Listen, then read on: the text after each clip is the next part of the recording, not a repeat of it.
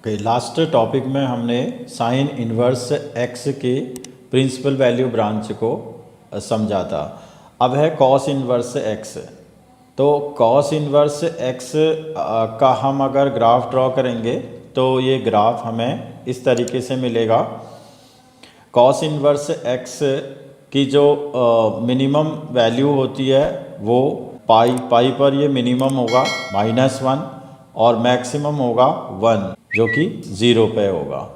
और इसके अलावा क्योंकि ये पीरियोडिक फंक्शन है और भी ऐसी वैल्यूज़ होंगी जहाँ पर इसकी मिनिमम और मैक्सिमम वैल्यूज़ ऑब्टेन होंगी, लेकिन इसकी प्रिंसिपल वैल्यू ब्रांच जो होगी वो 0 to पाई होगी। 0 पर ये मैक्सिमम वैल्यू कंटेन करता है और पाई पर ये मिनिमम वैल्यू कंटेन करता है। सिमिलरली यहाँ पर भी हैं ये और नीचे ये भी हैं, लेकिन -पाई से लेके 0 और 0 to पाई, पाई to 2 पाई और बहुत सारी वैल्यूज़ हैं, बहुत सारे इंटरवल्स हैं। लेकिन हम प्रिंसिपल वैल्यू ब्रांच में वही इंटरवल लेंगे जिसमें 0 इंक्लूड होगा, तो ये 0 to पाई होगा। तो principal value branch of cos inverse x is 0 to pi, जिसमें 0 और पाई दोनों ही इंक्लूड हैं। Principal value branch of cot inverse x. Cot inverse x को ग्राफिकली रिप्रेजेंट करेंगे तो हमें इस तरह का ग्राफ मिलेगा, क्योंकि कॉट जो होता है वो 0 पर, पाई पर और 2 पाई पर इंटीग्रल मल्टीपल ऑफ पाई पर डिफाइन नहीं होता। देयरफॉर अगर हम ग्राफ ड्रॉ करेंगे तो हमें इस तरह के ग्राफ मिलेंगे। तो अब हम देखेंगे कि इसकी मिनिमम वैल्यू कहाँ पर मिलती है और मैक्सिमम वैल्यू कहाँ मिलती है। इसकी मिनिमम वैल्यू हमें कहाँ पर मिलेगी? पाई पर।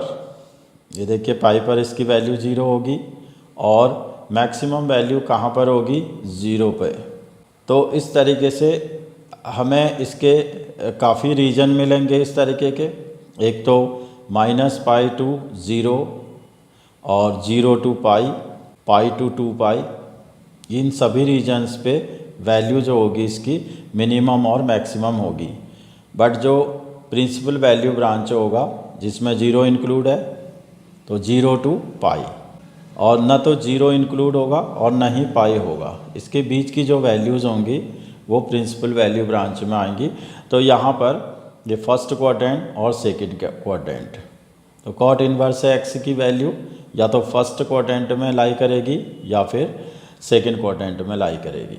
Principal value branch of sec inverse x. अगर हम सेक इनवर्स एक्स का ग्राफ ड्रॉ करेंगे तो हमें इस तरह से ग्राफ मिलेगा, क्योंकि सेक की वैल्यू जो होती है वो 0 और पाई/2 और उसके अलावा ऑड मल्टीपल ऑफ पाई/2 पर नॉट डिफाइन होती है, 0 पे डिफाइन होती है। तो इस तरीके से अगर हम ग्राफ ड्रॉ करेंगे इसका तो क्या हो जाएगा?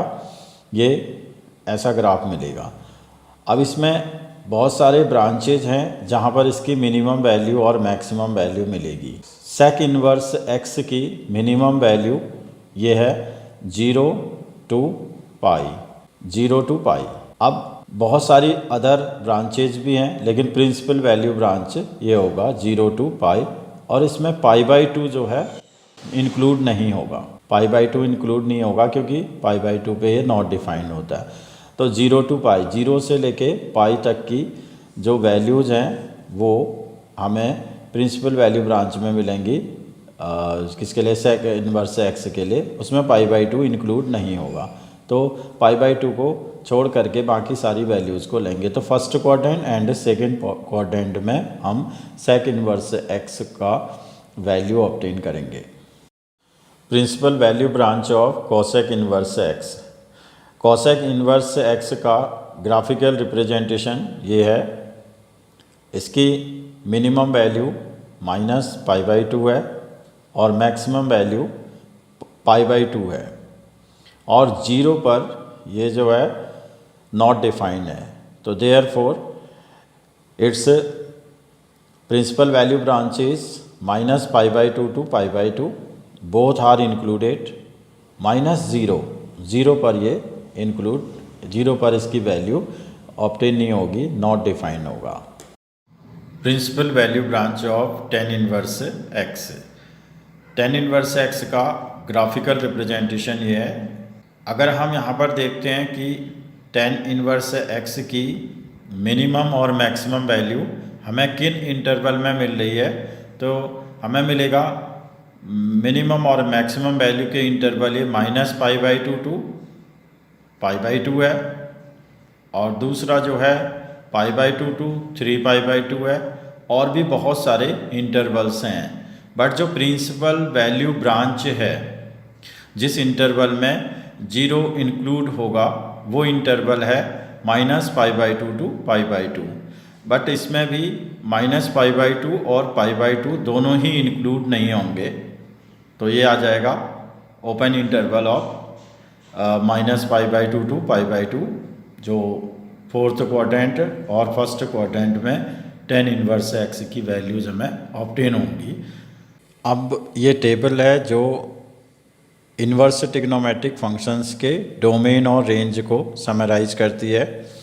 तो साइन इन्वर्स फंक्शन का डोमेन -1 to 1 है, और प्रिंसिपल वैल्यू ब्रांच जो रेंज है वो -π/2 टू π/2 है। Cos inverse domain sign inverse का ही जैसा -1 to 1 and range is 0 to π।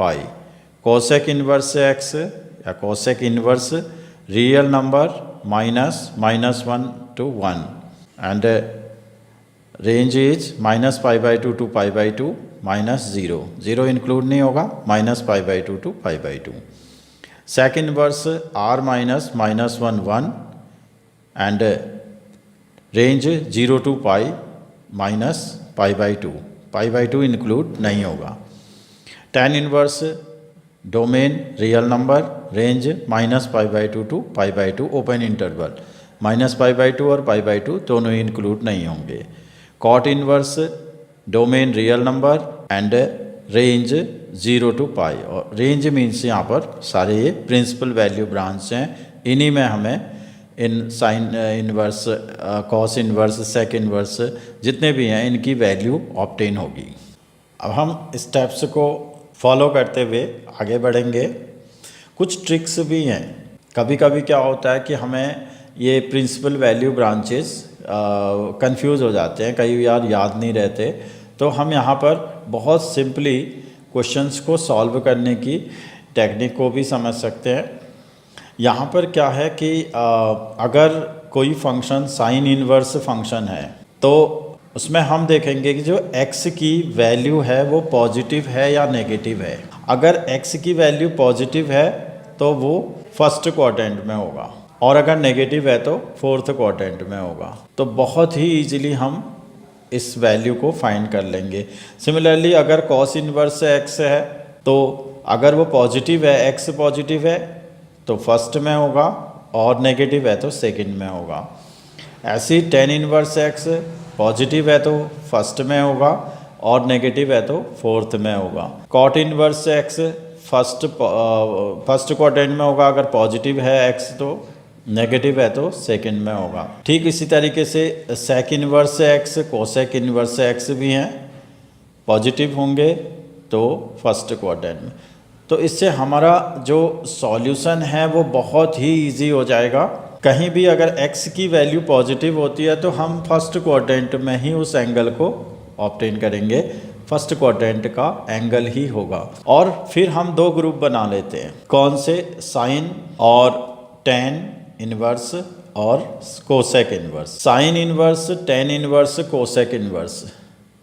तो साइन, टेन और कोसेक, अगर ये फंक्शन हैं हमें गिवन है क्वेश्चन में और इनको सॉल्व करना है तो पॉजिटिव होगा तो फर्स्ट में और नेगेटिव होगा तो फोर्थ में। उसके अलावा जो बाकी तीन बचे, cos inverse, cot inverse and sec inverse, अगर पॉजिटिव होगी, x की वैल्यू पॉजिटिव होगी तो फर्स्ट में और नेगेटिव होगी तो सेकंड में।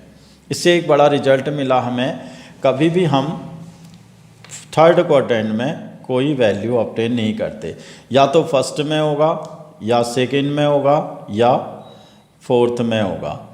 थर्ड क्वाड्रेंट किसी का प्रिंसिपल वैल्यू ब्रांच नहीं है। तो एंगल्स जो भी हम ऑब्टेन करेंगे वो या तो फर्स्ट में या सेकंड में या फोर्थ में। जब फोर्थ में हम ऑब्टेन करेंगे तो नेगेटिव एंगल लिखेंगे, फर्स्ट में पॉजिटिव, सेकंड में positive. Positive angle means anti clockwise और नेगेटिव एंगल क्लॉकवाइज। तो फोर्थ क्वाड्रेंट का एंगल क्लॉकवाइज एंगल लिखा जाएगा और बाकी जो है फर्स्ट और सेकंड के एंटी क्लॉकवाइज यानी कि पॉजिटिव एंगल लिखे जाएंगे। ओके, लास्ट टॉपिक्स में हमने ट्रिग्नोमेट्रिक फंक्शंस और इन्वर्स ट्रिग्नोमेट्रिक फंक्शंस के डोमेन और रेंजेस को स्टडी किया और इसमें जो इन्वर्स ट्रिग्नोमेट्रिक फंक्शंस हैं sine inverse, cos inverse, tan inverse और cot inverse, sec inverse, cosec inverse, इनके हमने प्रिंसिपल वैल्यू ब्रांच भी ऑब्टेन कर लिए। अब क्या है, हमें क्वेश्चंस सॉल्व करने हैं। जो 2.1 है वो इन्हीं बेस पे है, प्रिंसिपल वैल्यू फाइंड करनी है हमें इन्वर्स ट्रिग्नोमेट्रिक फंक्शंस की। तो यहाँ पर हमारे पास स्टेप्स हैं, उन स्टेप्स को फॉलो करेंगे। First of all, write given function equal to y और एनी वेरिएबल। जो भी हमें फंक्शन गिवन है उसे हम वाई के इक्वल या किसी भी वेरिएबल के इक्वल रख देंगे। Find the principal value branch. अब हम उस trigonometric function, inverse trigonometric function का प्रिंसिपल वैल्यू ब्रांच फाइंड करेंगे। फॉर एग्जांपल, हमें अगर साइन इन्वर्स का वैल्यू फाइंड करना है तो हम देखेंगे कि साइन इन्वर्स का प्रिंसिपल वैल्यू ब्रांच क्या होता है। वो होता है -π/2 to π/2। इट मीन्स जो हमारी वैल्यू ऑब्टेन होगी वो या तो फोर्थ क्वाड्रेंट में होगी या फर्स्ट क्वाड्रेंट में होगी। तो फर्स्ट और फोर्थ क्वाड्रेंट के एंगल्स की वैल्यू साइन इन्वर्स समथिंग का सॉल्यूशन होगा। फिर उसके बाद हम वैल्यू को ऑब्टेन कर लेंगे।